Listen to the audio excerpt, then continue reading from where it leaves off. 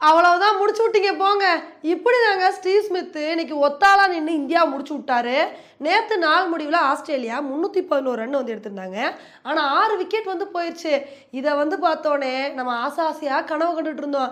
இன்னும் 4 விக்கெட் தானப்பா, Steve ஸ்மித்தோட wicket எடுத்தால் மட்டும் போதும், நம்ம ஈஸியாக ஆஸ்திரேலியாவை 350 ரன்னுக்குள்ளே ஆல் அவுட் பண்ணிடலான்னு ரொம்ப பெரிய கனவு கண்டுட்டு இருந்தோங்க.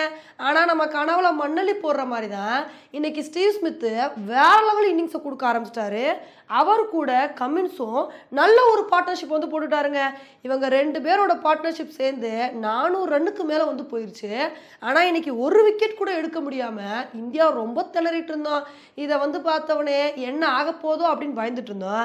அப்போ தாங்க ஜடேஜா வந்தார். எதுக்கு கவலைப்படுறீங்க, நான் இருக்கேன்ல, நான் எப்படி விக்கெட் எடுத்து கொடுக்குறேன் பாருங்க அப்படின்னு ரொம்ப அழகாக கமின்ஸோட விக்கெட்டை வந்து எடுத்தார். அதுக்கப்புறம் ஸ்டீவ் ஸ்மித் கமின்ஸோட விக்கெட் எடுத்தா என்ன, நான் ஆல்ரெடி செஞ்சுரி அடிச்சு போட்டே கிளப்பிட்டேன், இன்னும் நல்ல ஒரு இன்னிங்ஸை கொடுப்பேன் அப்படின்னு ஒரு சூப்பரான இன்னிங்ஸ் வந்து கொடுத்துட்டு இருந்தாரு. அதுக்கப்புறம் ஜடேஜா வந்து மிச்சல் ஸ்டார்க்கோட விக்கெட்டே வந்து எடுத்தாருங்க. ஆனால் என்னதான் ஒரு பக்கம் விக்கெட் போனாலும் ஸ்டீவ் ஸ்மித்தோட விக்கெட்டை மட்டும் நம்மளால எடுக்கவே முடியலங்க. மனுஷன் நல்ல ஒரு இன்னிங்ஸை கொடுத்து நங்கூர மாதிரி நின்றுட்டு இருந்தாரு. அப்போ தாங்க ஆகாஷ்தீப் பவுலிங் போட வந்தார். அவரோட பாலில் என்ன ஆச்சு அப்படின்னா, ஸ்டீவ் ஸ்மித்து கொஞ்சம் முன்னாடி போய் அடிக்க போகிறேன்னு சொல்லி முன்னாடி வந்து அடிக்க வந்தார். அப்போ பால் கரெக்டாக பேட்டோட எட்ஜில் பட்டு அப்படியே ரோல் ஆன் ஆகி போய் ஸ்டம்பு வந்து கிஸ் பண்ணிருச்சுங்க. உண்மையிலே இந்த விக்கெட் கிடைச்சது இந்தியாவுக்கு லக்கு அப்படின்னு தாங்க வந்து சொல்லணும். ஏன்னா இது ஸ்டீவ் ஸ்மித் அவுட் ஆக வேண்டிய பாலே இல்லை, அன்லக்காக இருந்தனால அவர் வந்து அவுட் ஆகிட்டாரு. சரிப்பா, ஸ்டீவ் ஸ்மித்தோட விக்கெட் எடுத்தோம்ல, இனி ஒரே ஒரு விக்கெட் தான், வேமா ஆஸ்திரேலியாவை ஆல் அவுட் பண்ணிடலாம் அப்படின்னு நினைக்கும் போது கடைசி விக்கெட் எடுக்கிறதுக்குள்ள நம்ம பட்ட பாடு இருக்கே. ஐயோ, அம்பையர் 2 தடவை வந்து போலாண்டுக்கு வந்து அவுட்டு கொடுத்தாரு. ஆனால் 2 தடவையுமே ஆஸ்திரேலியா நாங்கள் ரிவ்யூ எடுத்து விக்கெட்டை காப்பாற்றுவோம்ப்பா அப்படின்னு சொல்லி ரிவ்யூ எடுத்து விக்கெட்டை வந்து காப்பாற்றிட்டாங்க. என்னப்பா இந்தியா ஆல் அவுட் பண்ணுவாங்களா அப்படின்னு சொல்லி காத்துக்கிட்டே இருந்தோம். அப்போ தாங்க பும்ரா வந்து உங்களெல்லாம் நம்பி ஒரு பிரோஜனம் இல்லை, நான் எடுக்கிறேன் பாருங்க கடைசி விக்கெட்டை அப்படின்னு நேத்தன் லைனோட விக்கெட்டை வந்து எடுத்தார்.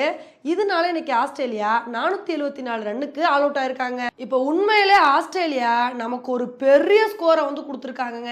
இப்போ இந்த டெஸ்ட் மேட்சை நம்ம கண்ட்ரோலில் எடுக்கணும் அப்படின்னா எப்பயும் போல நாங்கள் பேட்டிங் பர்ஃபார்மன்ஸை கொடுப்போன்னு பேட்ஸ்மேன்ஸ் எல்லாருமே வர நடைக்கட்டுன்னு சொல்லிட்டு கிளம்புனீங்கன்னு வச்சுக்கோங்களேன், அவ்வளோதான், ஆஸ்திரேலியா இந்தியாவோட சோழியை ஈஸியாக முடிச்சு விட்டு போயிட்டே இருப்பாங்க. அதனால் இந்த டெஸ்ட் மேட்ச்சில் நம்ம கண்ட்ரோலில் எடுக்கணும் அப்படின்னா நம்ம நல்ல ஒரு பேட்டிங் பர்ஃபார்மன்ஸை கொடுத்து எப்படியாவது ஃபஸ்ட் இன்னிங்ஸ்லேயே 500 ரன்னுக்கு மேலே வந்து எடுக்கணும். அந்த மாதிரி எடுத்தால் தான் இந்த டெஸ்ட் மேட்ச்சில் நம்ம வின் பண்ணுறதை பற்றி யோசிக்க முடியும். இல்லைன்னா ரொம்ப கஷ்டமாக வந்து போயிடும். இந்த தடவையாவது நம்மளோட பேட்டிங் பர்ஃபார்மன்ஸ் நல்லா இருக்கா அப்படின்றத பொறுத்து வந்து பார்க்கலாம். ஓகே ஃப்ரெண்ட்ஸ், இந்த ஒரு மேட்சை பற்றி நீங்கள் என்ன நினைக்கிறீங்க அப்படின்றத என்னோட கமெண்ட் செக்ஷனில் வந்து போடுங்க. இதே மாதிரி இன்னொரு வீடியோவில் உங்களை வந்து மீட் பண்ணுறேன். Bye friends.